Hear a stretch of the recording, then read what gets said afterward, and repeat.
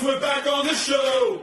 Talking Sunderland and everything you know. Conrad's got the numbers, proper stats machine. Mike's optimistic, living out the Mackem dream. Bowers keeps it steady, cool and level-headed. Wayne's already moaning, man, I'm shattered, I need my bed. Baby, are you ready to go? Let's get carried away, man. Let's steal the show. Midweek Mackems every Wednesday night. Veterans passion in the red and white.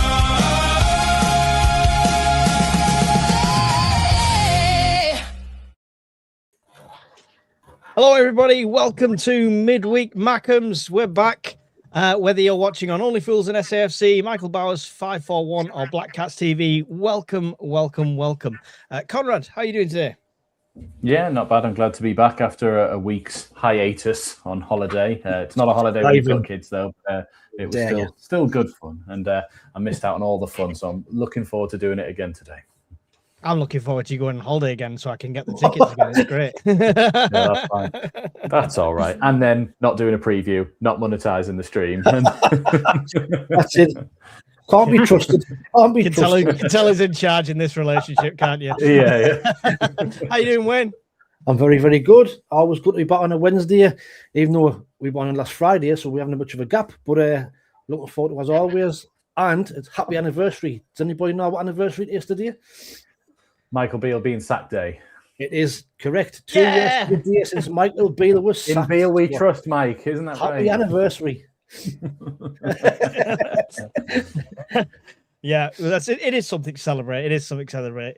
How many years Beale free and How all far of that. we've come into, We could do a calendar. We're 2 for it. years. I'm 2 years free of Michael Beale. Yeah, it's something we should all celebrate as a collective group. And you're wearing the awesome black shirt as well, Wayne. You need to save me an XL in that one. Yes, I might send you one across for your competition.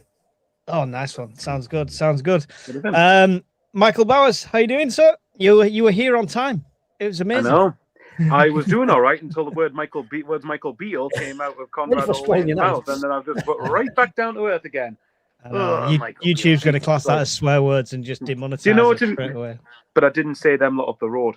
To be fair, actually, I think I said this on Friday. It was around 2 years that we had the chat about the model and Beale leaving and everything else going. I think it was the day after we lost to Birmingham, wasn't it? But yeah, I'm not doing too bad. It's always nice to come on here and chat Sunderland. How are you doing? I'm good. It's always nice to come on here and chat Sunderland after we've had a win. And yes, so let's get straight into it. Welcome to everyone in the chat, by the way. So hello, I will try and pick out comments. Conrad's here to help me this time. It was a disaster last week, Conrad, without you highlighting things. So he'll be highlighting your comments for me to pick up on at some point.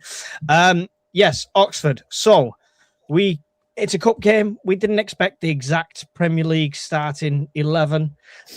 So I'll come to you first, Wayne. What did you think of the lineups when you saw it? Very happy. I think we said since the Everton game when we put a strong line out then that we were going to attack the FA Cup, which is proven to be the case, which is good to see. It's just nice to see us respecting the cup. You know, I didn't like when off these big sides putting reserve teams out, but because we're almost safe in the league, it's safe to say we're going to give this a right good go. And you know, Sunday was kind of more of the same strong lineup with. Although there was some fringe players, but good to see Luke O'Neill on the side. You know, Remain Mundell, of course, as well. Getrauda finally got a start, which was good to see.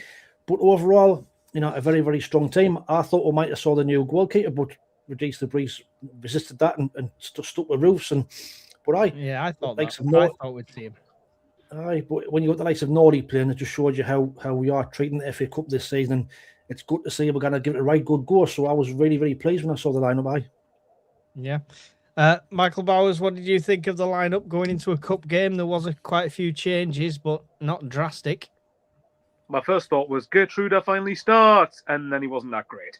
So, yeah, I didn't think he was as bad as a lot of people said he was, actually, but I think it's one where we took it seriously enough to be, with all due respect to Oxford, as much as it sounds like I'm going to disrespect them, God, that's a flashback to the League One days, isn't it? As much as it sounds like I am going to disrespect them, if we were professional, we should have been winning regardless of whatever team we really put out, unless we put like Harrison Jones out there and that's if he's not out on loan, because I probably haven't even bothered to check.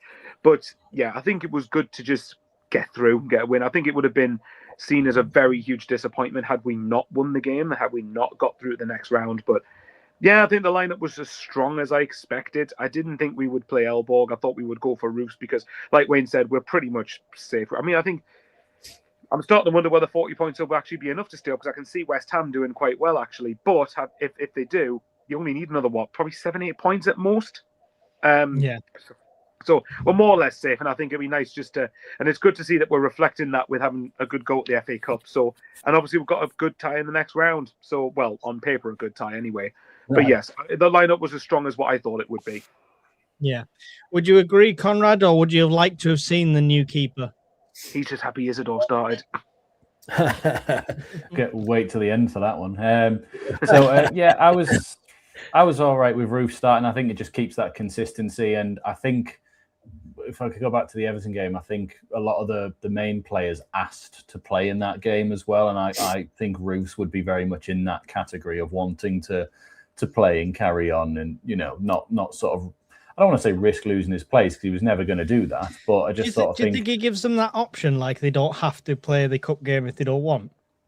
I think so, because do you remember when Siddiqui came back, he was straight in at Everton. He'd only come back the day before. So I think he'd asked to play in that game. So the people like Sirkin, 09 and maybe Mundell and Isidore were probably ones that he went, it's your turn for some minutes. But I could easily, and probably Catreda in that too. I'd like to think he was one that asked to play in it, but he should be asking to play most weeks, really. But like Diarra thinking, well, I've only just come back for Sunderland, really. Why would I want a game off? I missed the first half of the season. Let me get in there now.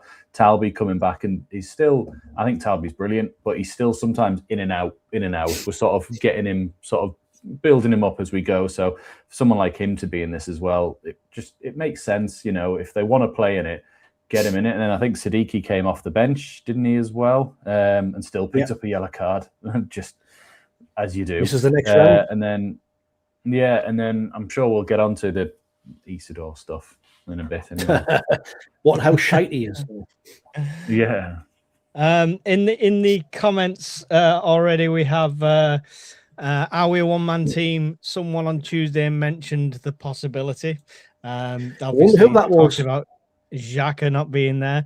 A midweek Mackems, more like any day they feel like it. Mackems, who's meeting me for a beer on Sunday, be at the fan museum. Well, Stephen, it depends if any of us feel like it, really. Depends if you're buying, Stephen. That's the question. That's it. If it's on you, we'll all be there. We're up in time. We'll come up to the Hilton now. Why wouldn't we be ready for Fulham? If anything, it should be our Fulham ready for us, says Ryan Haswell. And imagine wanting to be Leeds. Imagine not being Leeds is in the house as well. Hello, Matty. Good to see you, Matty. We do enjoy your show with Wayne. Awesome. Right, so into the first half, not a comfortable game by any means. I felt so underwhelmed. I don't even know what points to ask you about. So, Conrad, just first half, what are your thoughts? I mean, all our predictions in the chat the week before were like 3-0, 4-0, 5-0, 27-0. Wasn't happening. No, I know people often like to say, I've been reading a lot recently about how we lower ourselves down to the opposition sort of standard or raise it up for the opposition standard, which is probably, very true because a lot of our game is nullifying attacking output and then countering and trying to sort of do that. So if you're trying to do that against one of the better teams, there's a lot of things to try and nullify, and then you've got to be quick with your counters. Whereas against a team like Oxford, a bit lower down, their attacking insights are not going to be as up to standard as those there. So you end up sort of not diving in as quickly and sort of maybe standing off a bit more than you probably should be. And they're probably feeling out the game. We do a lot of that in the first half, because I know we always used to say Sunderland are two Sunderlands, depending on which half you bother with. But this season, it's felt a bit more like the first half has always been a bit less than the second. The second's always been better. And I don't know if we're feeling teams out or assessing the game ready for, the second half. And then we've scored a lot of our goals straight after half time. You know, if we're sort of thinking, right, get out and do this or get out and do that, and we'll get some joy. So it just felt a bit like we were being serious, but without really sort of needing to push ourselves into second or third gear. Really, we were just like, just nullify and then see what chances come, because we were probably always going to have more of the ball. But as we've said all season, a lot of our chance creation isn't the best. So even against a championship side, that was still evident. Yeah. Michael Bowers, Conrad makes it sound like we were in control in the first half, the way he's explaining that. Would you tend to agree with that? What was your thoughts on the first half? It's a tricky one because I did feel we were in control, but without being explosive, if you know what I mean. I think we did enough to get through the game and did enough to control. I mean, look, I think to give a bit of balance for the lads, I think we just played Arsenal and Liverpool back to back, which are two of the hardest games we're going to have this season. We went obviously to away to Oxford. It's another away tie, obviously, that we've had, but and if you remember the weather reports before the game, it wasn't looking great in terms of whether the match was going to go on or not. And I don't care what anyone says, that pitch, if you're going to play on it at a certain intensity, I think you are going to feel the effects of it. So I think personally, I think we were comfortable enough, but we weren't really that. We weren't as I'm trying to think. I guess underwhelmed is a little bit of a fair one to look at it, because I think our team should be so much better than Oxford's now. Again, no disrespect to Oxford, but I'm disrespecting Oxford. But yeah, we did enough to be in front, I think, but we weren't being scintillating. You've got to remember as well, although we weren't great, and I think we didn't really get out of first gear across the whole match, really. But to say, Burnley lost at home to Mansfield, who are in League One. Wolves, I know Wolves obviously are going down, but Wolves just scraped by League Two Grimsby. So there's no easy ties in that regard. There's no easy sort of games in the FA Cup, especially if you're a Premier League side and you're going away from home. You're basically viewed as a scalp to be got at, aren't you? Maybe less so with Oxford, because they've obviously played us like 20 million times in the last 10 years. But other than that, it's not as straightforward as what a lot of people think. And I thought we would win, but I didn't think it was. But I said we'd win by 2 goals. I didn't think it was going to be anything particularly. I didn't think we were going to thrash them, put it that way. But so to answer your question, I think the first half was just a bit until the penalty. Pretty much, there wasn't really that much going on really. But we'll get onto the penalty in a minute. But until that point, I think we created probably one good chance that I can remember. When I can't remember who it was. I think Italy might have crossed on the right hand side, and Isidore basically shoots and hits the side netting, doesn't he? Apart from that, claimed a corner when he just missed. Yeah, pretty much. Sell him in the summer, Wilson. But I don't know. Yeah, we weren't great, were we? But I think we were in enough control without being great. Yeah. Wayne, we'll get your thoughts on the first half as well. But if you want to combine that with the penalty. Was it a penalty? Wasn't it a penalty? Oxford's fans calling us cheats because the referee's terrible. I mean, if we were cheats because the ref was terrible, we should have been cheats for every single game in the Premier League. Before Wayne says anything. Well, if it's not a penalty, then that makes up for the penalty we should have got against Liverpool and didn't somehow. Somehow. I'd rather have the one against Liverpool. Well, to get the one against Liverpool, then lose to Oxford. The first half, I thought it was a typical cup tie, to be fair. I thought, Oxford at home, they're going to be up front under the first 15, 20 minutes. They're going to come out and give it a go. I thought we managed it really well. The caused us very, very few problems. I think they had one shot, didn't they, which Roos kind of palmed out. Apart from that, they were never really in the game in the first half. It was like just a bit of we never got to a second gear. And I just thought we did well to manage that first 20 minutes, because you can easily get a goal down at them kind of grounds. And we have suffered there last season, we got beat 2 out there. So we have got previous against them. But I thought we managed it really well. Up until that, the penalty was definitely a penalty. I mean, Serkin was going nowhere, and he commits to the tackle. Serkin moves the ball away, he dives in. It's a penalty all day. Doesn't matter what Bloomfield says. Some of his comments after the game were absolutely ridiculous, to be fair. But it was a penalty all day for me. And from that moment on, we were never troubled at any point in the first half. And I thought we did all right. I thought we did all right first half. So I was more than happy with how we started and how we managed that first half. Although we weren't brilliant, we weren't terrible. Yeah. 2 yellow cards, Conrad. Another quality referee, would you say, for this game? No, he was shocking, wasn't he? The penalty is a penalty. He takes his standing leg away without sort of, it's not malicious or anything. It's just you've tripped him up. Goes through him in the box. He's never going to not be. Tripped him up. You didn't touch the ball. It's a penalty. Yes, he's going away from goal, but it's irrelevant. Like, sorry, just censor myself. I said it's never going to not be unless you're Brian Brobby. Then you can go through him in the box and not have it. Take your shirt off and stuff. The one in the second half baffled me when they said he pulled Luke O'Nien, and then everyone went, "Oh, he's given offside, but he's a mile onside." And it's like, no, he pulled Luke O'Nien back apparently, even though they both had hold of each other. And like the ref blew up dead easy. So when they were complaining, but we've scored, it's like, yeah, but you wouldn't have done. Exactly, everyone stopped. Nordy was high-fiving O'Nien as you were still running after the ball. Like, we all knew it had stopped at that point. So, and Roos was stood there doing this as it went past him. Like, there's no way Roos wasn't stopping that. It was going at a snail's pace. Exactly. Mayenda got a kick to the ribs at one point actually, if he'd have knocked that ball through to, I think it was Jocelyn, we would have been through on the right-hand side for a potential shot or across the box. But yeah, he wasn't great. I don't know if I've read this wrong, but I know Hume and Siddiqui both got booked against Everton, and they both got booked in this game. So I don't know if that means that they miss the next FA Cup game. They're both out of that one. So they're both out of Port Vale or Bristol, but we won't know that until 3 days before our game against them as well. Because what a time. Weird, that, isn't it? Yeah, this is why I was saying in our group chat that I was like, they're probably going to move that game. They surely have to move that game to the Monday night, because it's playing on the Tuesday, and so are we, as Michael pointed out in the Premier League. But to then go, right, on the Wednesday morning, your tickets are out for a game on the Saturday, and you don't even know yet if you're travelling to Stoke or if you're travelling to Bristol. Yeah, for travel for people, buses, hotels, whatever it may be.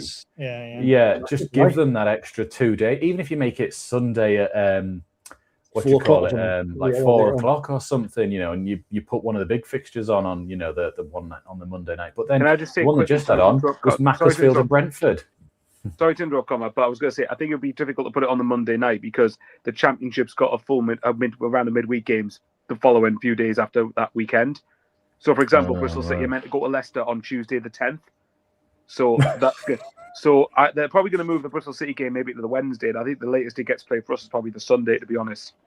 That makes sense. Next week, it's crazy. Why couldn't they play it next week? Have they got midweek games next week as well? Bristol City have got. I think Bristol City have got a Championship game every 3 days until that weekend. Pretty much. Let's have a look. Yeah, Bristol City are Conrad playing might want to correct me on that, but I'm Tuesday. Pretty sure I'm right. No, they're playing on the Tuesday, the 24th. They're then playing on the 3rd, which we know of because that's the FA Cup one, and then they're playing the week after as well. All right. So they're playing every midweek. So why was it postponed? Was it because of a waterlogged pitch or some crap weather? Yeah, weather and pitch for Port Vale, really. Surely at that point you can go, actually, move it more to Bristol. It's more likely to go ahead. But I suppose you can't do that on the day and tickets and that. But imagine that. Oh, sorry, guys. You come all the way to Stoke. Can you quickly travel to Bristol? We'll play like 8 o'clock tonight. Stoke and Bristol's not that far. That motorway around Bristol's a nightmare, though. Anyway, we've covered my question that was going to be after this about the cup draw, so that's all right. Early bedtime. He's trying. Thanks very much, everyone, for watching. See you next Wednesday. Yeah, we'll stretch it out. The second half, I mean, not many highlights to talk about. That for once, Labrie does early changes when we don't need the early changes. He only does late changes when we need the early changes. Isidore, Conrad, do you want to talk about Isidore's first 60 minutes before he got replaced by Mayenda? I forgot he was playing, and I love the man. The love affair is over. I said to Michael this week, I just don't get where this change in attitudes come from. Yeah, you're not getting as many minutes, but you're still part of this team. You're important when you come off the bench, and actually, when you've been coming off the bench earlier on in the season, is when you actually had your best sort of spells with us there. Really, I don't know if it's because we've been focusing so much on our hold-up play with Brobby that it just completely doesn't suit his game at all. So that even when he comes on, we don't sort of try and hit him into the channels or ball in behind or quick on the transition. We still try and play like how we did with Brobby, and he just looks, something's just wrong. Like, he just doesn't look the same Isidore we saw last year or even at the start of the season. And it's probably down to lack of game time and probably not feeling the love. But I think he's got to be away in the summer. And I still think it was right of us not, there was all the rumours in January about him going to Everton for 25 mil. And obviously 25 mil, I'd snap your hand off because he's not worth that. But it was right not to sell him in January because I didn't want to pigeonhole us into chasing a striker that we didn't really test or see out firsthand. But he needs to go in summer because Mayenda came on and within 30 seconds had done more than Isidore did in 60 minutes. Yeah. When other faces on there, we saw Tabby come on for Talby, stuff like that. Obviously 09 got a good start and stuff. Did anyone force their way into Premier League picking options, do you think? I didn't know about Premier League, but I thought 09 again was spot on at the back. He looked really good. I said it before, he gives us something different. He brings the ball out of defence quickly and he's got a bit pace. Like, I know Alderete is good, but coming out of defence, he gives you a little bit extra, which, I'm not against it. If he had to play in the Premier League, I wouldn't be adverse to giving him a go, which is, it's not like me saying that because I thought he'd been anywhere near the team. But imagine if that had been on your bucket list at the start of the season, Wayne. Exactly. You're right. He's not afraid of any team to have everyone's that goal, continuity. Is he? I don't think the big stage affects him. So I think even if you put him on against a massive team, he'd still try and make that run. He would, he'd give you that something different. So I was impressed with him. I thought Jocelyn, when he came on, otherwise known as Ahmad, I thought he was class when he came on. I thought he showed us some really good touches. And he looked, I know he only played Oxford, but he looks a player. He really does look a player. Very brief cameo, but you cannot really judge him on 5-10 minutes, but he looks really, really good. I'm about to. He's the best player we've ever had.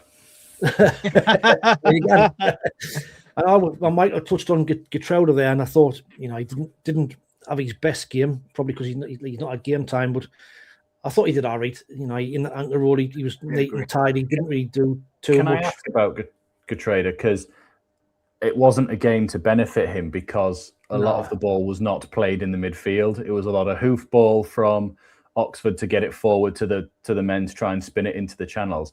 And for us, we don't play through the centre. We always play on the wings. So it was a game that sort of passed him by, really. Like, what wasn't through him. I just thought every time Oxford got it, it went over him. And every time we went round him. Right. So it was all a bit, I think even you've seen the best of him. He's one of those solid players that is never going to do anything prolific that makes you go, whoa, look at what he's done, like you've just said about Tabby.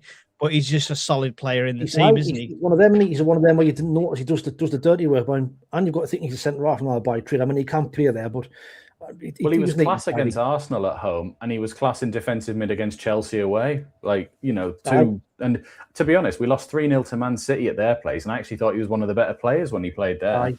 He was, but getting back to Wilson as well, Wilson looks like a player that's just spot his dummy out to me. He looks like, we said at the start of the season, he's a confidence player. His confidence is shot. He's never scored since October, is it, when the Chelsea away game, last time he got a goal. And when he has played, for me, he's not done it. He had a good chance on Sunday, that chance he missed where he hit the side netting. And he just didn't look interested for me. He wasn't sprinting, wasn't tracking back. He wasn't getting involved. He was never in the game. Was never in the game at all, which was poor and disappointing. If you are upset you're not playing, then games like Oxford is a game where you can state a claim and get a couple of goals. But he never looked like scoring, so really, really disappointing from him. And I think Mayenda is probably ahead of him now, based on that performance. Yeah, come into a cup game like this against Oxford, bag yourself a hat trick, and even if the manager's not asking questions, the fans will be, and they'll be on your side.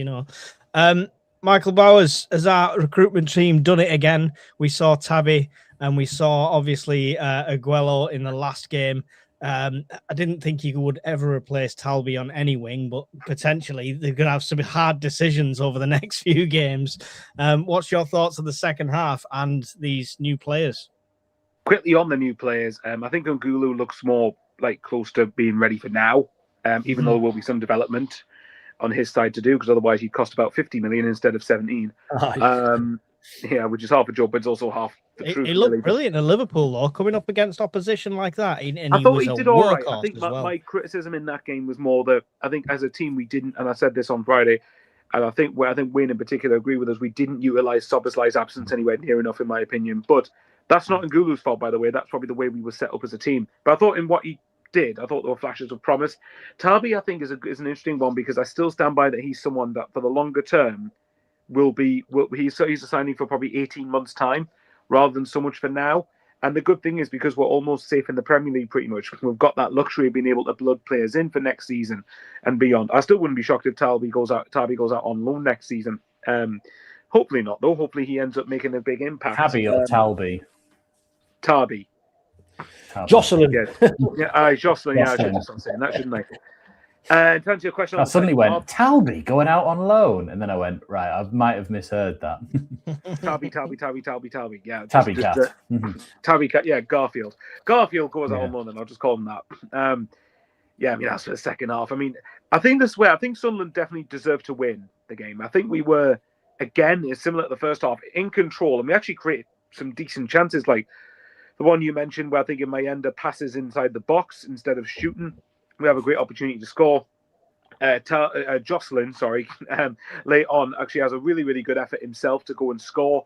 Mundell, I think, and actually I thought Mundell, I still have my doubts about him being Prem level, but I thought in this game, bear in mind it is against Oxford, but in this game I thought he looked pretty good. Sorry? Second half, he was really good. Second half, he had a really good second half, I thought. Yeah, I agree. So I think we did it. I mean, I can't really remember. I'm trying to remember any clear-cut chances Oxford created. I mean, I think Will Lancashire looked like a bit of a, bastard up front, which for them was a good thing. And I think he's going to be critical if they're going to avoid relegation. But yeah, I think for me, we did enough to deserve to win without having to go into second gear. And I kind of don't mind that because you want to manage fitness and give these players more and more time to recover. Obviously the good thing now is for this week, we've had all week to prepare for Fulham and we'll have all of next week to prepare for the game against Bournemouth. So yeah, I think the second half was probably less to talk about than the first half, because at least the first half we actually scored a penalty. Yeah. I just feel like we should have put it to bed. I felt like we didn't take the opportunities we needed to kind of put the game to bed. We didn't particularly need to, though, did we? That was the weird thing. We didn't need to, but we always need to when it's 1-0. I don't agree with the Mundell thing vibes from you, Conrad. So I was going to come to you anyway. No, yeah, I can go into that, but I would say we would have put that game to bed had their keeper not made about 3 or 4 pretty decent saves. Actually, he was actually one of their best players. Yeah, Mundell for me. Just what was it? It's all fart, no substance. Is that the way of saying it? Just whatever it is. Just it's like, great. He ran at someone. Oh, class. Did he do anything? No. All right, okay. But he got into some good positions. Oh, great. Were they anywhere near the box or helping the team? Well, no. But all right, okay, great. Roberts.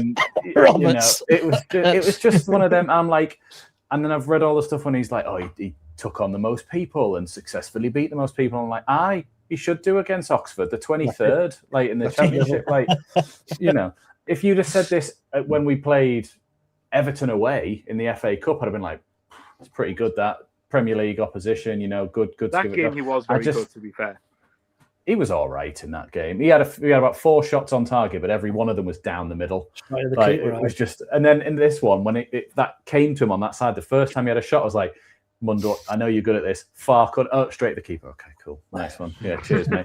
And then there was another one where he actually got the ball, and I went, right, here you go, you're in. And he went, yeah, beats one. And I went, hey, shoot. Beats another. Okay, now shoot. Beats another, and then falls. And it's like, that's maybe a super winger thing, though, doesn't it? Where a lot of them like exactly. Just a dribble, and beat a man again. Lyndon Gooch used to do this all the time in League One, and I love Lyndon Gooch's work rate, but it's a fair comparison. But he drove me nuts. Where it's like, I'll dribble, but I'm going to beat him again. Right, I'll do a step over and beat him again. Right, I'll beat him again. You can't put the ball in the box. No, I'm just going to beat him again and again, and I've now lost the ball. So that means that the attack is now gone.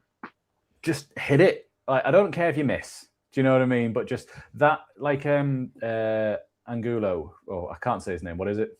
No, that is Angulo. Angulo. Against Liverpool, that one, Nilsson. He took on the right back, then skipped past Canate, and then just shot. And he was like 35 yards out, but it was straight at the keeper. But I'm a bit like, you've had a go. Well done. Like, you've actually had a shot. Jocelyn looked good because he tried to beat his man a couple of times and get around. Then he was like, I'm over it. I want the ball in space, or had a shot at one point. And you were like, that's great. Like that's better. Just he worked well when he lost it as well. He did. He was fighting for it back. It felt a lot of like undeserved praise was going Mundle's way. It's probably what I want to say. He was fine. That's about the level of it. Solid. I'd say he was good out of 10 on the day. I'd say he was good considering who he was playing against. That's the best way to put it. He should be. He should be. Yeah, but you see, so he should be, but it doesn't always work that way, though, does it? No, it doesn't. But like, if he was playing for Ipswich instead of Clark now, and he'd been doing that sort of game for them, I'd be like, yeah, solid. Well, I'll ask you, Conrad, because I asked the other two this last week, and I didn't get a chance to ask you. I see Mundle, at least at the moment, as a good championship player, not good enough for the Premier League. Is that fair? I missed a word out there. Good championship player. Good championship player, but not good, and not, at least as of right now, not good enough for the Premier League. Oh yeah, absolutely. And he might be in the future, I don't know, but right now I don't think he is. Potentially, yeah. The thing that I think the bit that got me the most is I did it in the vlog for Arsenal, and when he came on for Talby before Angulo came on, and I was a bit like, why? Oh, why? Yeah, like, yeah. What is Mundle bringing that Talby isn't already bringing? Or or do you feel what we're throwing Angulo in too soon? Like what was that about? And even on the vlog, I went, well, that's an interesting one. But let's see. Maybe he'll get a run at someone, and maybe we'll get back into the game. And then the next clip, I went 2-0 Arsenal. It was just like I was even laughing at myself when I watched back and went, that feels like I've just gone Mundle's fault. Like, and it wasn't. But it was just like I didn't get what he was going to bring to the Arsenal game that the new lad wasn't going to bring in and do that. Like, he's just been playing in, I think, Anderlecht are in the Europa League or the Conference League. They'll be quite high up in their league. And I sort of thought, he'll be thinking, my first game's Arsenal. I want to make an impression. There was no harm in throwing him in at 1-0 down against them. Yeah. But then to throw Mundle, who hasn't done anything this season, felt wrong. Do you know, it just felt like that's the wrong call. And I am jumping back to a week because I missed last week. And then the Oxford one, I think it was just, I expected more, like from the praise that you're getting. I wanted it to be like he had 4 shots on target and that keeper was on an absolute blinder. If it wasn't for the keeper, it would have been 6-0 and Mundle would have got all of them. But no, I'm getting told, well, he beat a man and ran at someone into the corner. And I'm like, nice. So in other words, I feel like I'm being really too harsh on him, but like I also feel like I want more, and that's probably I'm a victim of Sunderland being so good this season that I expect more than that. Like that's. No, I just hope you get as much shit as I got when I mentioned things like this about Neil. Just can I just say, by the way, okay, so what we're saying is congratulations, Romain Mundle, on your brace in the game against Fulham at the weekend. In advance. Hey, I always say I am buzzing when I'm wrong. When they if we could get the same clip as Wayne did, but with Conrad going around. Romain Mundle, what a player! Honestly, if that happens, I'll be like, "Mum, get the phone, right? I'm going to do this." Imagine Conrad will go, honestly. Romain, well done. That's fine. That's fine, Conrad. But 20 times you put the ball in the box, mate. You had a shot. Yeah. Don't call me mum though. It'll be a bit weird. That's true. You're there. My mum's not there. That's true. Yeah, that's gonna be a bit weird. What you're calling in private, no business about. I'm gonna have to keep that up on the vlog now, Mike. I'm gonna have to call you mum the whole thing. It's fine. I'll call you daddy, and we'll get it really weird. In that there.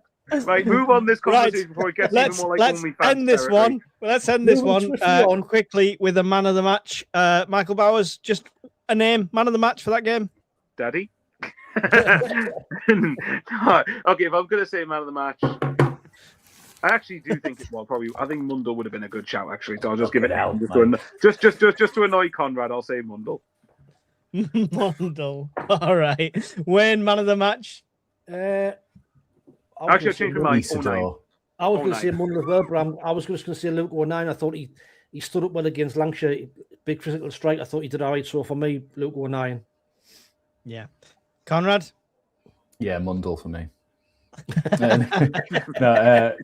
Luke 09 has to be. He didn't put a foot wrong all game and was absolutely fantastic, as he was in the Everton game. So the FA Cup is his competition. I think it's the first man of the match that we all agree. And he was captain as well, wasn't he? Yeah. Yeah. Luke 09, man of the match Can you from just all of quickly us as well. Sorry, Mike, but can you just quickly reflect on the fact that we signed this guy nearly 8 years ago from Wycombe Wanderers as a centre midfielder in League One?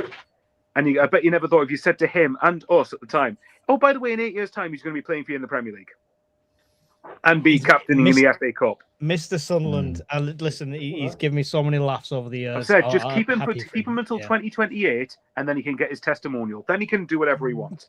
Yeah, right. Let's get some comments. Regardless, let's get some comments in. Get the people involved in the comments before we move on to our usual game spot.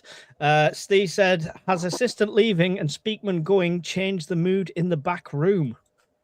I wouldn't like to think they had that much influence in the back room.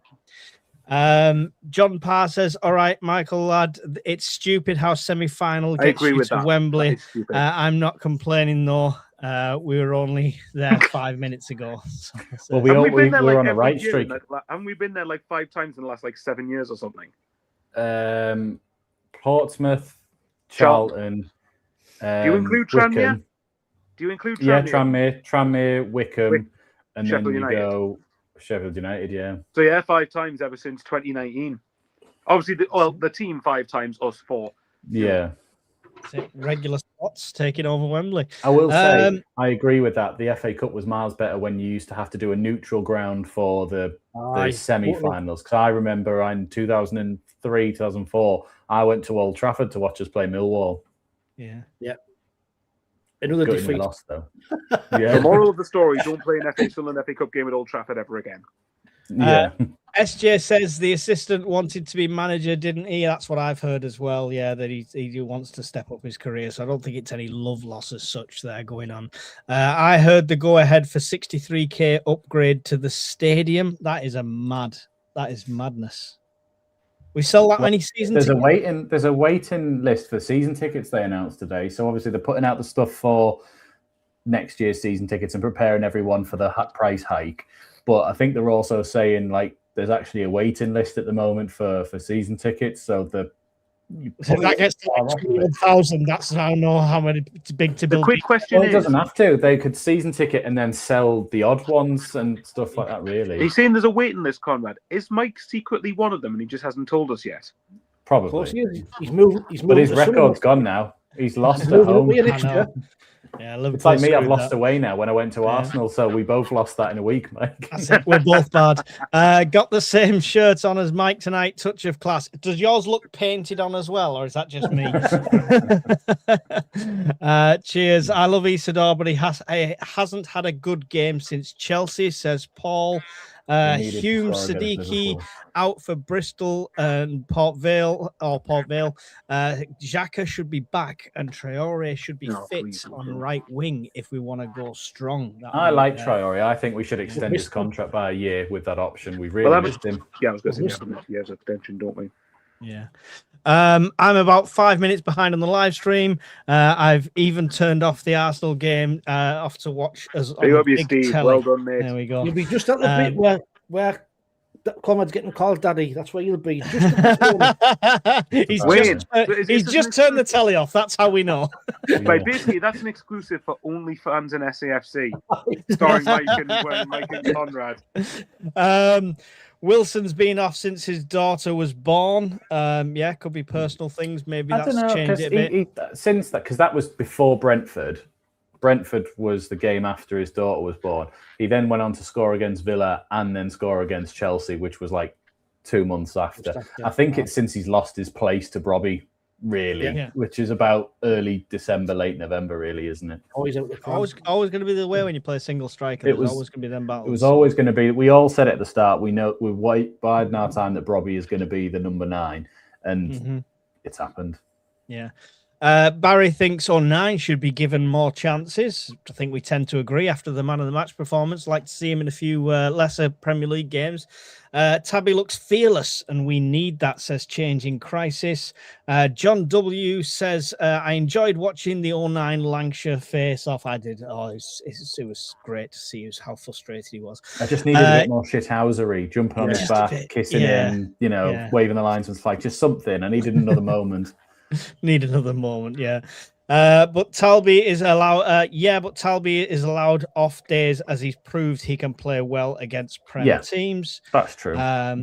Why can't we play right footer on the right and a left foot on the left and whip some crosses in? That would be silly. That would benefit. That would actually benefit Isidore. But we don't. We play opposite footers on either side because we cut back inside and we try and play it into the middle to bring in other, supporting players. And Brobby is exactly that person you'd want in the middle to hold it up or spin someone.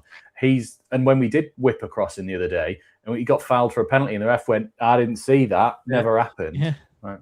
But Robbie's got a bullet header on him as well, so it'd suit him as well. Yeah. Have Conrad's radiators gone off? Yeah. There we go. Stick 50p in the meter. There's a super chat button there if you want to help me put heating on. And that's for the channel. And that's for the channel, by the way, not the OnlyFans going on in the background. Yeah. But if you want to do it, that as well. You are. Is that Wayne saying like, "Oh, was OnlyFans Wayne, are you saying your OnlyFans content is people just watching you sleep in bed?" Well, listen, YouTube members only content. Watch this space. Good time to join Only Fools and SAFC. Right. Games. Who's up? Who's up? This is the part where we don't talk about football. Stop moaning. So switch off now or fast forward. Yeah. Well, I've just got come back in 20 minutes. I've got a couple of ones regarding the FA Cup. I've got a feeling that Conrad will get these within 2 seconds. You say this every time. Ever since you started saying I'm so good at this, I've lost my ability. You missed the worst one ever, Conrad. You got away with the worst pun Last one week ever. was the best one yet. The Valentine's one was the best one I think yet. I watched this. Yeah, it's about players with love or something in the name, and I was screaming at one of them, going, "Donald Love, Donald Love!" I was just screaming at the telly. Romeo Lukaku was class, man. There were some great ones amongst them. Right, stop flirting and playing. Stop flirting. Sorry, Daddy. Go on, Steve, lad. Like your style. Right. So, FA Cup 5th round. So, Sunderland have just qualified for the 5th round of the Cup. What season did we last get through to the 5th round? 2014-15. Yeah, it was 13-14 because 14 was the year we got to the Carabao Cup final as well. Yeah, but 2014-15 was the year we lost to Bradford, wasn't it? That was my next question. Who did we play? Oh, there you go. Well done. Okay. So you're getting straight away. Now, Wayne, can I say before we move on to the next one? Does anyone know who Bradford? I was going to say, does anyone know who Bradford were managed by at that point? That's my next question. Shut up, Michael. Do you know who played up front? For Bradford? John Stead. Yeah. And that's my next question. So just fuck off. Wayne, I thought you said you wanted to get to bed, mate. But not that quick. Fine. Short shambles, I apologise. Right. Question 4. Please, for a moment, Mike might get this answer. 2 members of the Bradford set up that day. They've got some of the connections. Can you guess who they are, Mike? We've just said them both. The manager? Yeah. I wasn't listening. Who was Bradford's manager that day? Went on to manage us later on. Phil Parkinson. Okay. And who was the centre forward who scored against us? Who only scored 1 goal famously for us? Yeah. Stead. Yeah. Stead, well done. He actually scored 2 goals for us, John Stead. So, this one's another one. 2000, 2001. I thought you put Steed. Sorry. I was like, Steve Malbronk didn't play for Bradford, but I misread it. 2000, 2001. We also got to the 5th round. Who did we play that day? Oh, you bastard. 2001. Hang on, let me just look on Google. 2000 to 2001. West Ham. What was the score?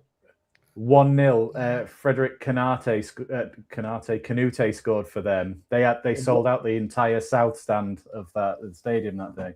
In the Sunderland connection? For West Ham. Di Canio? Paolo Di Canio was playing for them, Yeah. I was at that game. That's mental, I remember that. iPad out the window. Next. Oh, is that it? Right, sorry. I was enjoying that. I absolutely nailed that last one. Well right. Well, thank you. Sorry, me and Mike ruined that. Sorry, I will just say, look at that. That's right, Jeff. You're dealing with someone who is Rain Cheers, Man. Joe. I don't deserve credit for 2015, you bastard. Yeah, that's true, actually. Yeah, I forgot that Bradford was the 5th round, actually. I thought it was the year before when you were talking quarterfinals. All right, I'll ask Wayne a question since he's obviously the quiz master here. Far from that. Well, okay, fine. Let's see if we can see when you can get this. In 2013-14, what round did we get to in the FA Cup? So the same year we got the Carabao Capital One Cup final. I've just said it 5 minutes ago. Quarter final? Correct. Now, who did we play in the 5th round on the way to that? 13-14. Yep. Wow, making Conrad have to think here. Okay. Was it a championship side? Now, yes, then no. Portsmouth? Southampton, 2-0 at home. 1-0. Oh, was it? 1-0, but it was Gardner. okay. Craig Gardner Screamer off the bar. I was close, Yeah. Portsmouth. I was in the same location. Yeah, I was just about to mention what Conrad said. I was like, similar location, actually. Think of their rivals, but there you go. Can I just say I can't remember what I had for tea 3 hours ago. So, Mike, who did we play in the Capital One Cup final in 2014 at Wembley? Bob Monkhouse. Daddy. Oh no, for God's sake. Right, right, You're Conrad, a week late save for us. yeah, I've got a 20 question. Sure. I've got a 20 questions again with a former Sunderland player. You tend to get him within about 8. So let's see if you can beat None your of them's record daddy of 8. related, are they? None of them's Daddy. I don't think any of this player would be called Daddy. So That's the there's theme clue for next number week. Daddy's the Yeah. theme for next week. Daddy Collins. Oh, God. one. Yeah, well, very good. Daddy So back. Oh my God.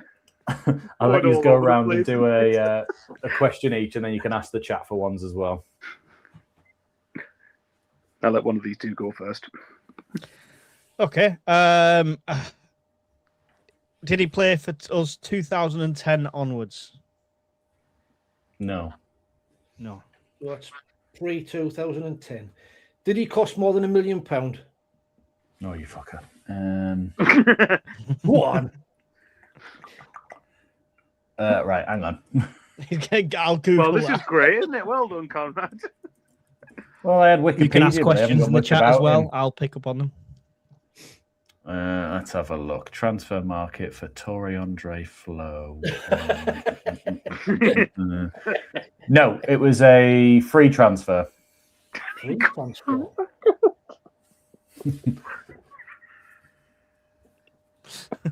You bastard.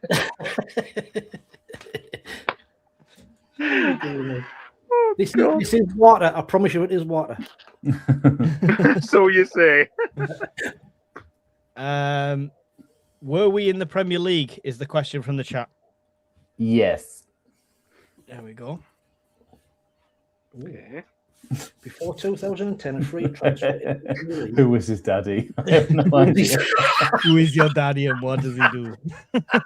Senior Torre Andre Flo.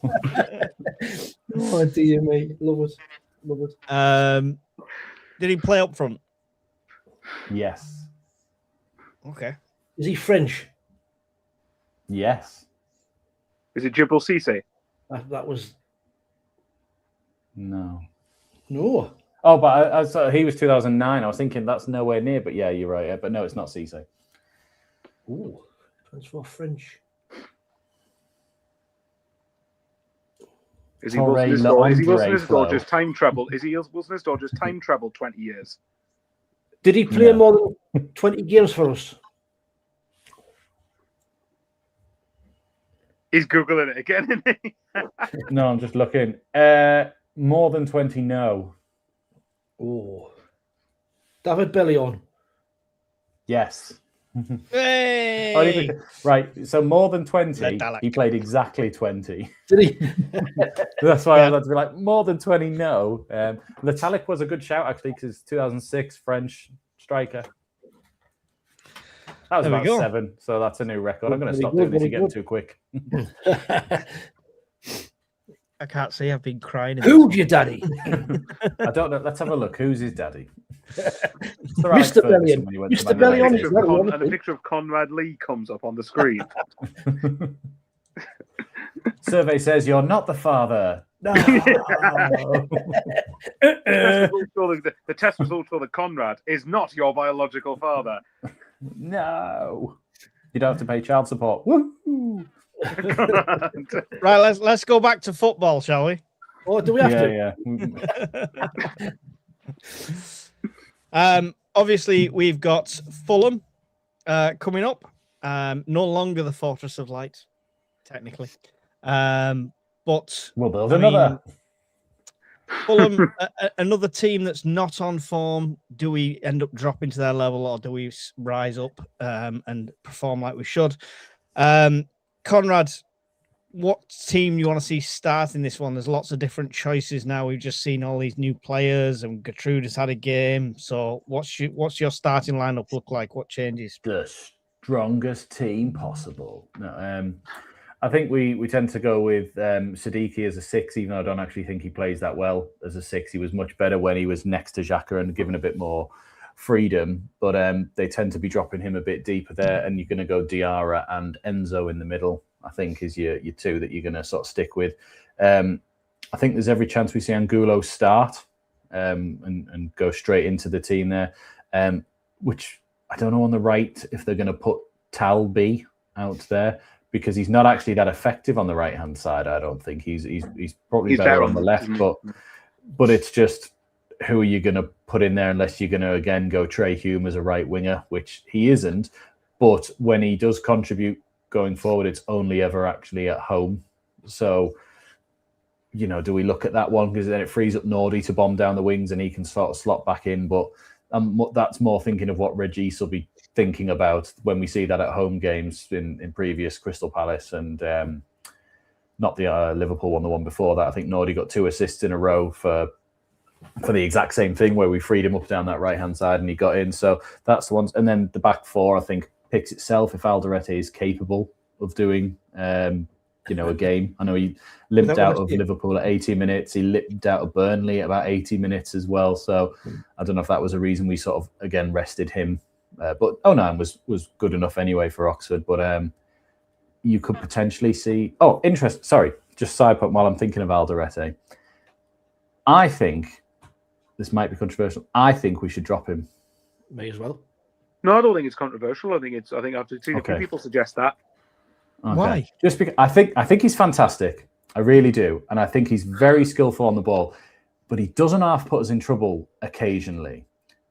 Arsenal goal was his fault. He loses the ball for us. Not having this. Right, here comes the daddy. Here we go. I'm only saying this because when he was injured earlier on in the season, Gertrude played centre-back in his position and was perfectly fine as well. I'm just saying, if you're not 100% fit, which we've clearly seen in the last 2 that he isn't, and you do have a mistake in you, and I don't know if that's down to your fitness or just stupid decision-making, I think it's a bit like 1 game out wouldn't hurt you. I still think he's probably, with Ballard, our best centre-back. I still think that, but I also think Gertrude is a very good stand-in for him, that we could do that and sort of go, do you know what? We're all right to miss you for a game. 1 as a sort of fucking cut that shit out that you did at Arsenal, and that you did it against Liverpool actually away, when I think back to about it. And some of these hospital balls you put across the back line, just stop it and get yourself fit, so that the Alderete we saw for the first 10 games is what we see going forward. I still think he's our best centre-back, though. Just cut some shit out and get fit. Go on, Mike. That's clearly got under your skin, that. Sorry, go on, Win.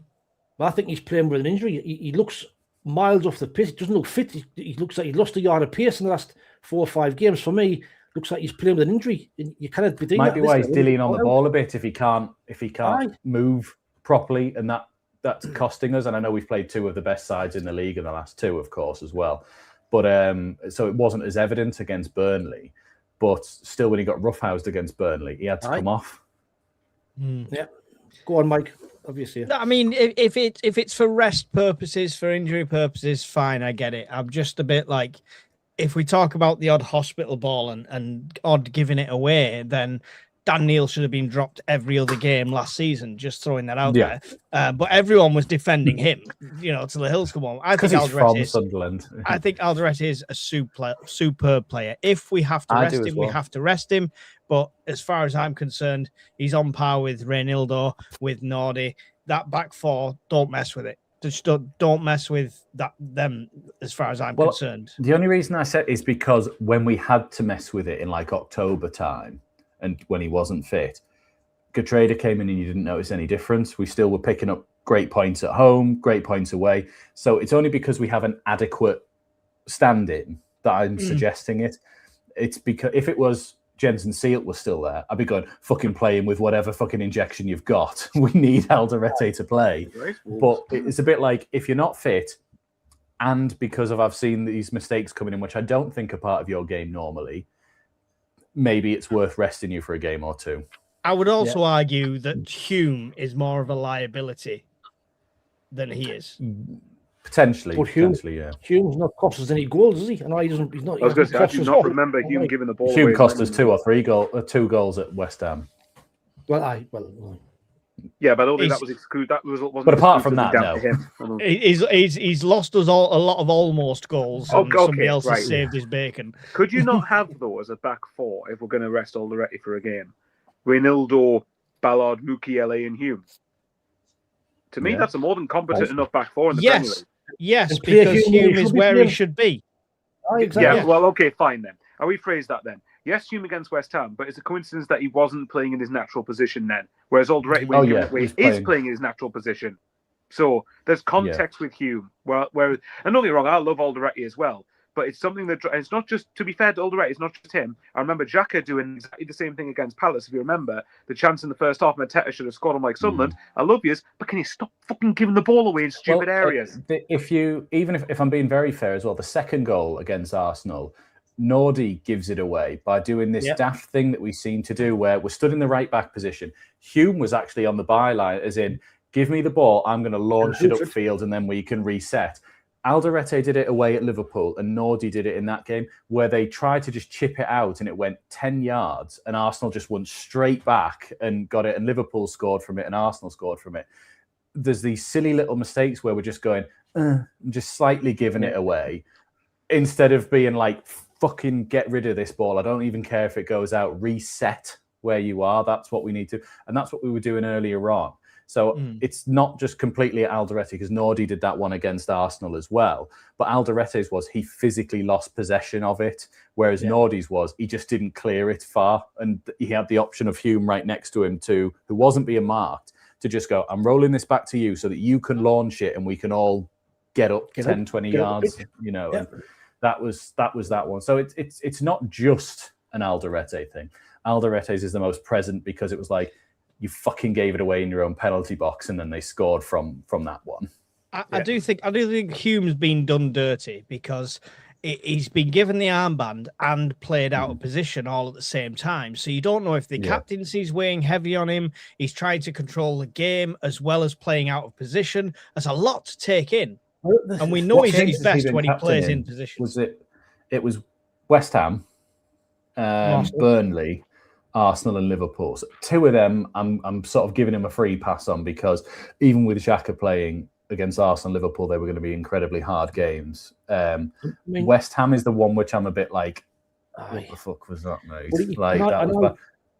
I know he's captain of Northern Ireland, but when you see him on the pitch, he's not a shouter. He doesn't organise things for me. He's not a captain. When you've got likes of Ballard on the pitch and Norley on the pitch, them are the ones that should be captain for me. I mean, crazy decision.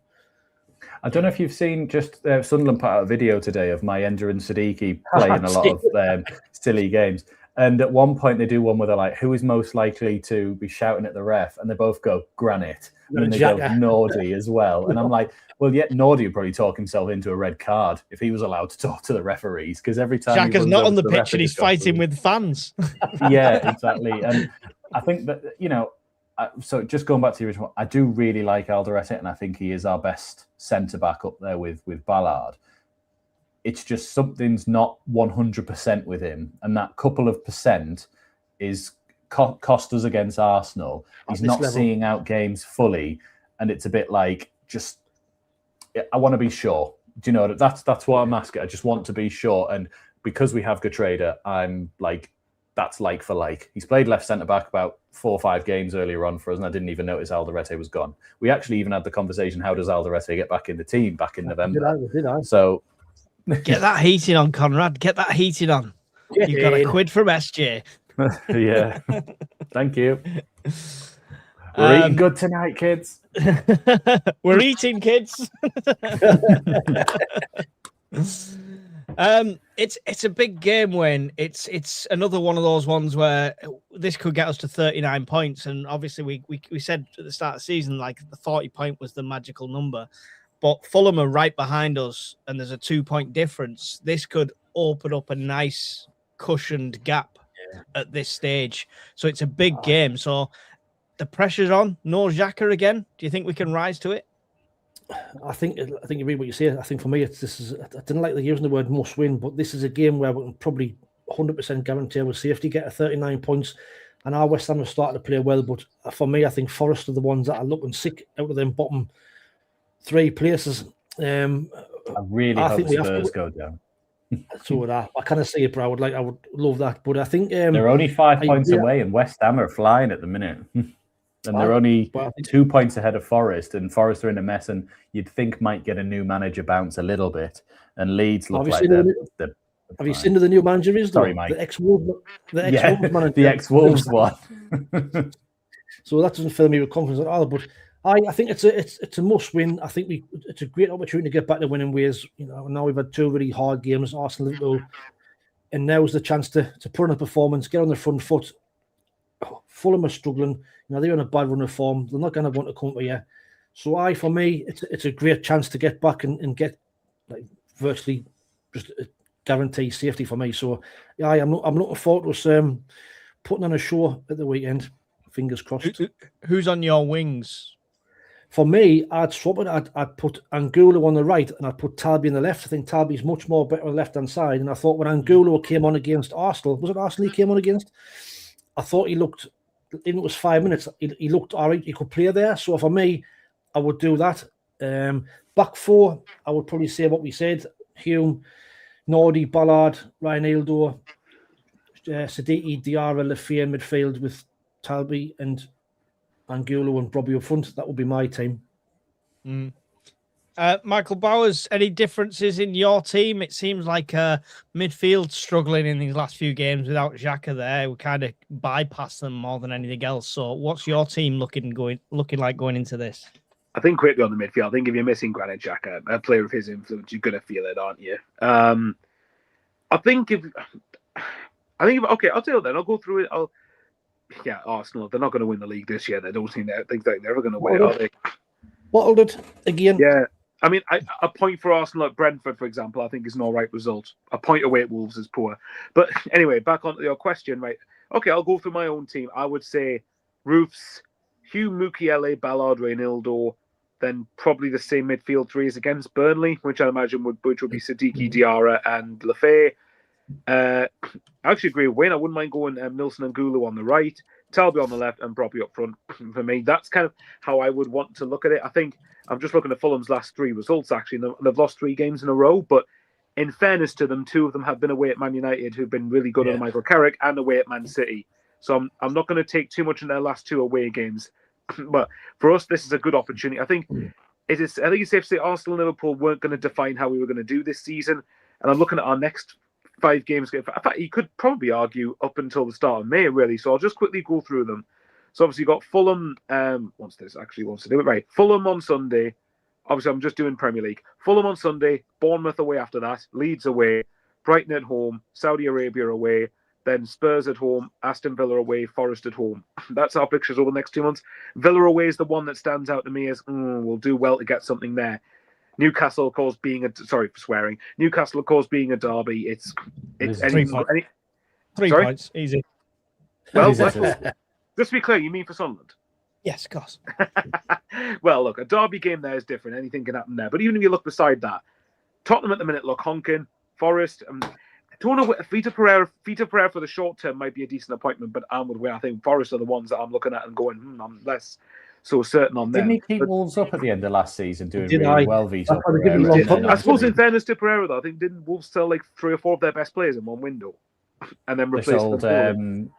what do you call him? Aiton Nori was one of their best Cunha. players. They sold a Cunha. midfielder, Cunha. And the midfielder obviously- went as well, I'm thinking. And then the Strand Larson thing was hanging over them as well at the start of the season. So that didn't help things either. But what I think, let me quickly ask you the question, right? So obviously, the Timeware Derby is the last game before the next international break. How many points out of the next 5 do you think you would want as a minimum? So I'll just go through them again. Who are they? Fulham at home, Bournemouth away, Leeds away, Brighton at home, and then the Timeware Derby. 9. 8, I'd say. 9 for me. I think we're capable of getting at least 7 or 8. Okay. Where I want to Mike, know. what are you going to say? You're going to say we're going to get 15, aren't you? Well, read the games. I'll give you my points for them games. So I was genuinely going to say, like, the only draw I see there, I only see one draw in that. The rest are wins. no, So- so 3 points on Sunday. Right. So I'll go through them again, Wayne. Fulham at home. Win. 3 Right. Bournemouth away. point. Win. Yeah, Bournemouth away is tricky, I think. Leeds away. Point. That's tricky, Point. and all their atmosphere is pretty good. Brighton That's at my home, draw. 3 Win. and that's then Scum away. a point. Win. Point at the Mags. So 9. Right. We get 5 points for beating them dirty. Both Marder scores with header own goal. That'd be lovely. Right. Yeah. Okay. Yeah. Then I'm just trying to think how many are they. See, I've got a feeling we'll 13. get. I think we could lose to Bournemouth though away. That Bournemouth certainly could is a happen. harder game than people think it is. I know Mike's kind of scoffing there. I can see Bournemouth's got good players. It's not a Well, straightforward. no, I agree. But at some point, we need to break this duck and we need to put the black we kit did. on We and beat them win. at home. What are you on about? No, I mean, away At least we form. can't I wear mean, the black kit against the Mags. Aye, that's one We good thing. won't. Aye. Well, that's the one thing. The only team we probably wear the black kit against is probably Leeds, and I hope not because I'm going to it. So We wore red get and white something. last year. We played Leeds. Sorry. We wore red and red white and when white. we played Leeds at Ellen What we're Road saying last is, year. don't wear our home shirt and might get a result because the year before that we wore that pink and purple kit under Dodsey and we ended up drawing 0-0. That's right. So- Aye. For me, I'd say at least 8 points. I think we are capable of getting out of this lot because I think these are all games that, in theory, are winnable. Even though we're not going to win all of them, obviously, unless you're in Mike's world, I suppose, or nearly all of them. No, 13 points. I said. Fine, 13. nearly. What was the draw? Was it Leeds? Leeds.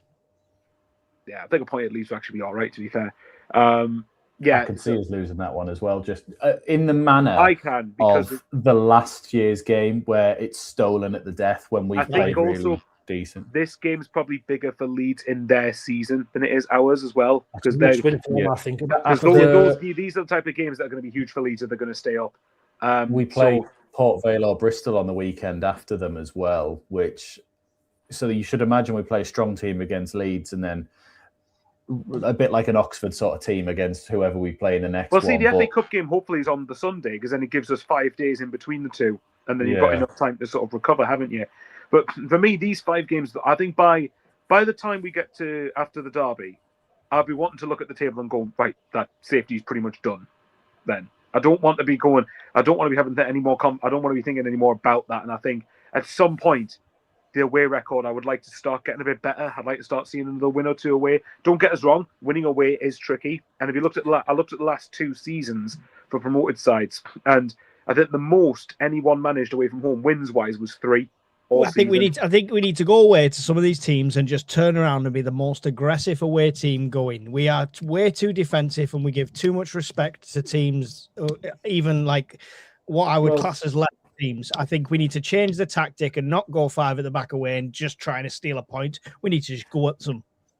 Well, Paul asked a very similar question to what you were saying there, Michael, which was if we beat Fulham, I think it's been a long time since a relegated club has got 39 points, which I did have a look. The last team to get over 39 points that was a newly promoted side was Fulham 3 seasons ago when they got promoted and they got 52.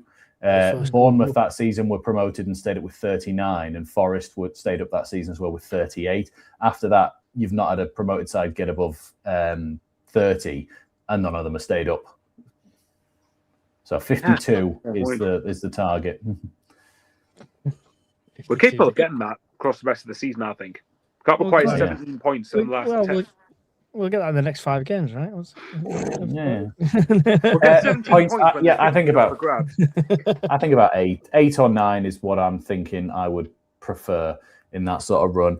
But I'm more than happy to take a couple of defeats on the chin if it means getting 6 points off of the visitors. Oh yes. Yeah. Right. Just because of before the start of the season, they're like, well, you get 6 points off you and you're going down with record numbers. And it's like, we just beat you twice. Well, Conrad, the good thing, to be fair, though, is that, look, say the worst happens and we do lose that. They can say, yeah, you said 6 points, though. You only got 3. Well done. Yeah. Let's just not even. Let's not even consider we're going to win. Losing. But okay, fine. If we do end up winning that game, all the clips going easy 6 points. Yeah, you're right for the Mackems. I'm sure there'll be plenty of edits all over social media after that. I'm going to go first this time because I can't trump you all and end up saying 7-0. So I'm going for a 2-0 win to Sunderland at Fulham. 2-1. 2-1. Sorry, 2-1. 2-1. Mine's a 2-0. I've gone 2-0. You got 2-0.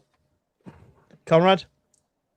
I've gone 2-1. I think Fulham score. Probably Harry Wilson's on red hot form, isn't he? Yeah. Michael Bowers? Yeah, I'll say. Go on, Screw. I'll say we'll win 2-1 as well. I think we're due to bounce back and get a result. I mean, I know we do tend. First time we haven't this season. I was going to say this is the first time we've lost back-to-back games in the Prem, isn't it? Yeah. Which, by the way, it's the would-be champions and the former champions. Yeah. Well, you say would-be champions. Well, yeah. You would like to think would-be champions, but they've just fucking drawn with Wolves. But either away. way, yeah, I know. Well, yeah, exactly. They were 2-0 up against Wolves as well. How did Arthur manage to throw that away? So yeah, look, I think we win 2-1. I think these are the sort of games we've said that you need to be looking to win. And actually, I think you look at it. It's the first time we've lost back-to-back games in the Premier League. You told me that at the start of the season, that won't happen until February. What I expected the season to be like. You'd have called me delusional, like you called me delusional with everything.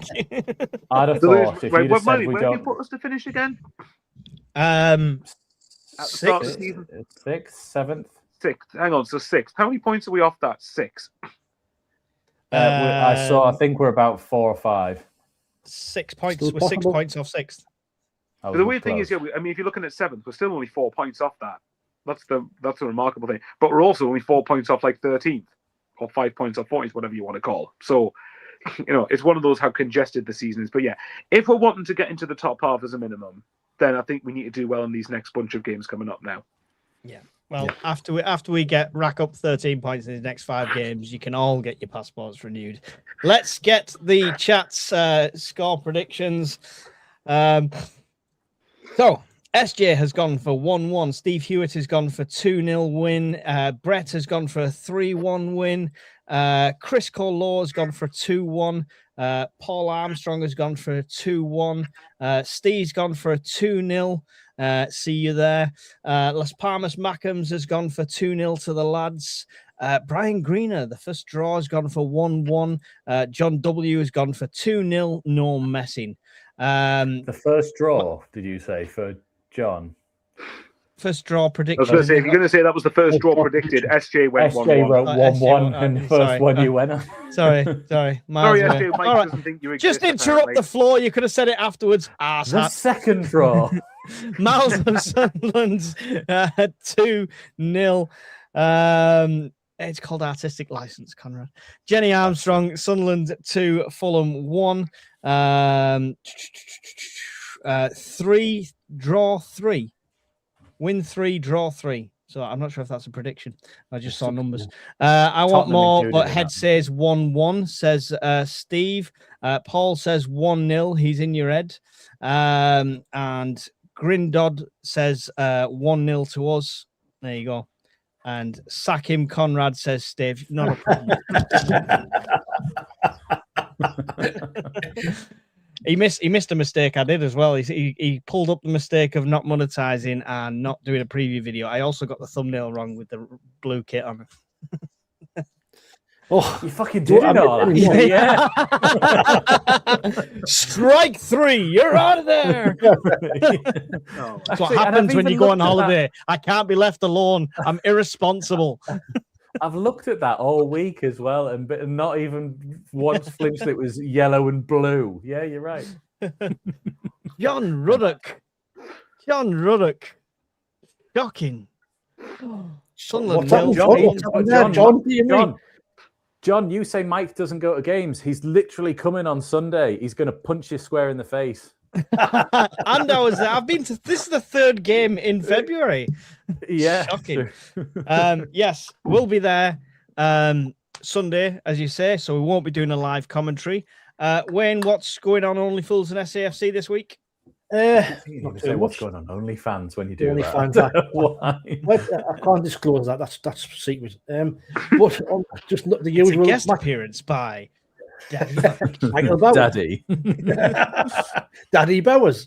That is the worst one of the lot. Shut up. Daddy Bowers. But the usual match preview will be out tomorrow. Match review will be out on Sunday afternoon, Sunday night, and then might do another show on Monday with Sol. See how things go, and then Tuesday midweek Mackems, and then I'm away next week. So Tuesday. Does it Tuesday? You mean Wednesday? No, bridging the gap Tuesday. Midweek Mackems here, but I'm away. I'm away next week, so I might have to join from a hotel. So I'll probably still join from Malta's hot tub again. I'm in next week. I'm in Sheffield, so I'll be from Sheffield. So glamorous.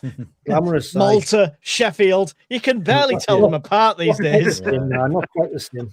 They're all the same. Michael Bowers, what's going on your channel this week? Can I just say quickly, I have a vision of Wayne walking around Sheffield with a Sunderland top. Particularly goes to Bramwell Lane and go, thank you, keeper. What's going on? Well, later in the week, I'll probably do a private video promoting Wayne's OnlyFans with Mike, Colin, Conrad, Daddy, all that other good stuff. No, seriously, probably a random live stream that I'll let people know about 10 minutes before I go live after the game against Fulham. Obviously, my post-match video where hopefully we're reacting to a win. And yeah, next week, I'm actually off work next week, so that's going to be quite nice. I'm not back till the 1st of March, so that's always good. So yeah, and look forward to midweek Mackems, where hopefully we're reflecting on getting to 39 points and being back above the visitors because they go to Man City away on Saturday, and hopefully we're back in the top half. And they go to Man City. Oh no, Man City go to them in the FA Cup. FA Cup, hi. Man City, please, I beg you. Yeah, 2 wins for Man City, please. Yeah, absolutely. Conrad, what are we doing?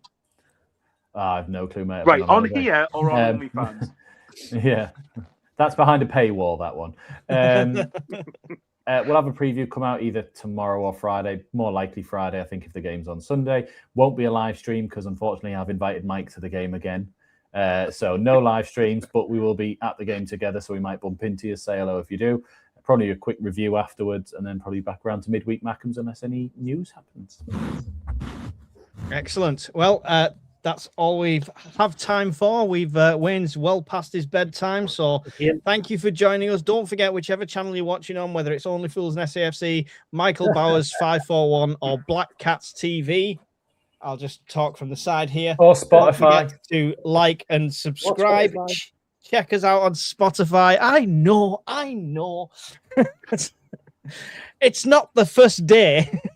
Check us out on Spotify. Also, come and join us on Discord. You can find us. We're all over the internet. Find us somewhere. Come and chat to us. Get involved. And we will see you in another one really soon. So, Wayne, say your goodbyes. Hi, thank you very much. As always, love doing this on a Wednesday. Good crack's been a really good short night. Bit crack and a bit laugh, which is always good. I need to improve the quizzes, which I'll try and get done for next week, but never mind. Don't forget, you can still buy the merch, and the books and the music are still available. So check out the website and the description in the channel, and we'll see you next week. Excellent. Michael Bowers? Thanks to everyone who's watched. Never heard the word daddy mentioned so many times in one show out of context, so I'm going to be thinking about that now, clearly. But no, it's a great laugh. It's yeah, you are. Yeah, you are. Your face there did not help at all. Yeah, no, thanks to everyone who's watched. Thanks. Shut up, Conrad. Thanks to everyone who has indeed watched. It's been really, really good. It's a good laugh. And yeah, everyone who has a father. Love these lads to bits, and I know Conrad's trying to distract us here. Love these lads to bits, so I shall shut up more before anything else is said. Daddy Bowers. Not even going to dignify that with a response, Steve. Conrad, that could be a song in the making. Coming this way. Don't give him ideas. Yeah. You need to play. Yeah, you need to do something with that, Wayne. What is it? Fucking grow up, Wayne. Grow up, Wayne. Daddy Bowers. Conrad, you like to say your goodbyes? Bye, everyone. Call us daddies more often. It's funny. Daddy says bye. Daddy See you later, bye-bye everyone. now. Goodbye. Midweek Mackems, we're back on the show. Talking Sunderland and everything you know. Conrad's got the numbers, proper stats machine. Mike's optimistic, living out the Mackem dream. Bowers keeps it steady, cool and level-headed. Wayne's already moaning, man, I'm shattered, I need my bed. Baby, are you ready to go? Let's get carried away, man. Let's steal the show. Midweek Mackems every Wednesday night. Banter, rants, passion in the